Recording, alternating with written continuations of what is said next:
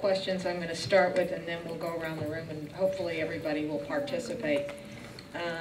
I do not have names on these questions, so the first question is, if our industry collectively can come up with $10 million for a new track, wouldn't it be more beneficial to owners to put that money into purses? Who would like to respond to that on our panel?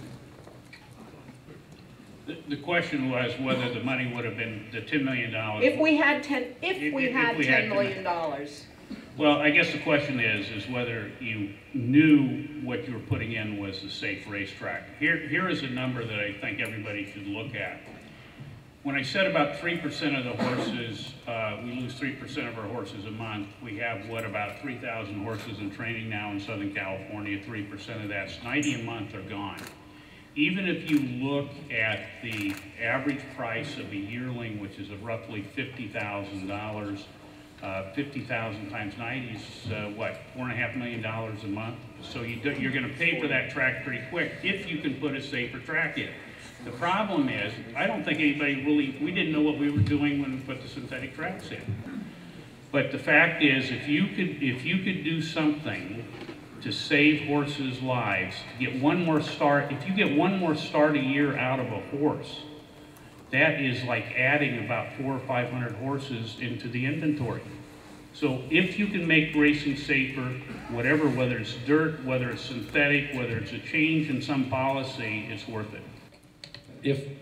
Let's assume Santa Anita does return to some dirt surface and we can find a miracle dirt surface and then handle goes up and that proves to be the best solution. I don't think anybody here is wedded to synthetics if they're less safe than dirt. I mean, and Daryl Vienna, my friend, and I have had a lot of disagreements over the years, but we do so in a cordial fashion. And I remember 3 years ago, the first year that Del Mar had a synthetic surface, and we had what a lot of people hated because it was slow. But I ran into Daryl in the parking lot, and he said, I've never had a meet like this here in the mornings. He said, my horse's feet are cold, I had no tendon problems, I've never had such an injury-free experience. So, I mean, yeah, maybe they weren't perfect because it was slower than people liked, but the thing about synthetics is I do believe that there's an opportunity to improve upon them. I sincerely believe they're better than the dirt tracks we had before, and I'm not sure John and I would disagree on that. Let's find the safest thing and do it. And I just want to add one other thing, just not to monopolize the conversation here, but I keep hearing this thing that, you know, Saratoga hardly has any breakdowns and, you know, they have obviously safe dirt surfaces. Well, there are 2 training tracks at Saratoga, both a mile. There's a Green Tree Training Center out the back door. There are 2 turf courses, and then there's another training track within a very short period away from there. Southern California, we have, even though our population is down, we still have 1,800 horses going around the main track here at Santa Anita over about a 5-foot space of ground. And we put not only the tracks, but the horses under enormous stress here. You know, at Saratoga, they're spread out over 4 or 5 different surfaces.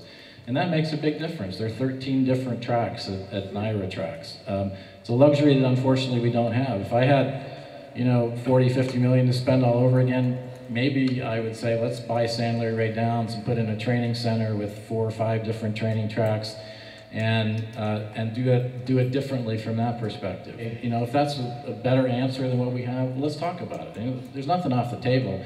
But if they do go back to dirt here, it's a good chance to see if they can find the perfect surface. For once, I think the owners and the trainers and everybody are really talking about things without trying to knee-jerk and overreact. And we've got to be sensible and do it all together, I think. Please. The fact is that we don't have the information that's really vital. We're not talking about breakdowns on the track where you would visually see it. We're talking about hind-end injuries. We're talking about suspensories, many, many, many. And if, in fact, we really are doing a study, every horse that leaves that track on a van to go to rehab, okay, to go anywhere, there should be a vet report why they left the track so that you can also keep track of those injuries, not just breakdowns on the track.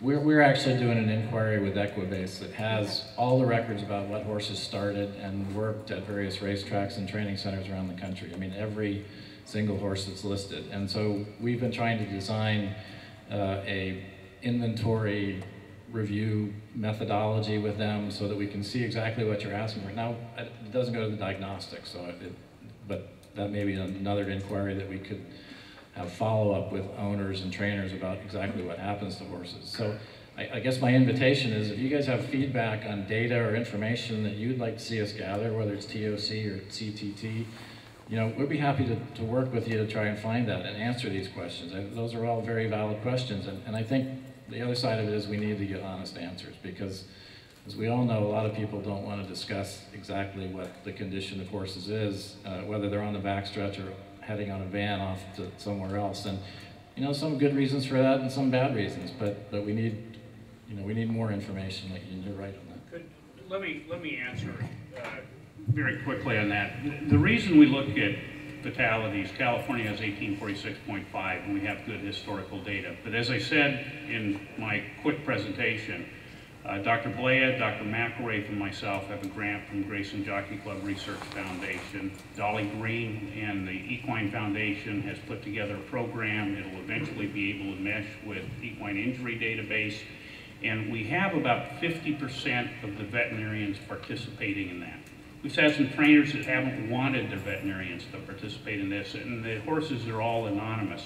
We have and I'm talking, this is not from the horse racing board, this is an academic approach, a practical approach for the Equine Foundation. We have the capability of doing that if we get cooperation of everybody. We can handle every horse that goes off the racetrack if somebody tells us about it. We have the infrastructure and the computer program to do that. And I certainly would hope all owners would encourage their trainers and veterinarians to participate. Are there any other questions from anyone else? Jerry Jamgochin. It just baffles me when I think about the $60 million that's been wasted on synthetic racetracks in California. And I see that handle was reduced. I see that horse population reduced. I see there are less owners, less trainers, less jobs, less racetracks. And what's the future for synthetic racetracks? My name is Jack Liebau. Everything that he's pointed out is happening everywhere else. In New York, there's less horses.